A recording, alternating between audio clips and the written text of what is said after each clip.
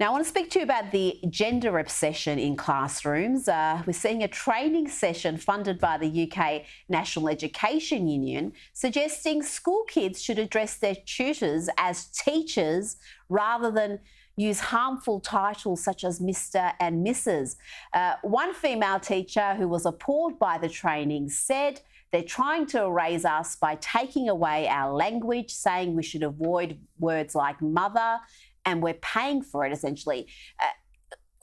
I'm glad there's some pushback here, Calvin, but really, are most of the unions and the training material backing this sort of ideology, or is there some sort of a pushback like we're seeing in the US with the pushback against critical race theory? Well, unfortunately, this is very common. The trans ideology, queer ideology, critical race theory, all of these theories are infesting education at the moment. In fact, today we've just had a new announcement from the Department of Education offering some very clear guidance on what schools should be doing, because it's been the law in this country for a long time that schools must be politically neutral, but they're pushing these theories as facts upon the children. This idea that you can't call your teacher Mr. or Mrs. or Sir. I was a teacher for a long time. I was a deputy head teacher, and I would always have the kids call me Sir, but I would also call them ladies and gentlemen, because I think it's aspirational. And even that, I was told not to do it in the end. Don't call them ladies, don't call them gentlemen, don't use gendered language. It's absolutely baffling.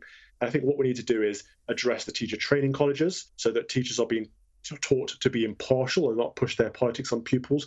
But also we need to look at the resources that are being used to teach kids and the companies that are being invited in. Companies like Stonewall, for example, are very clearly too political to be anywhere near a school and shouldn't be there.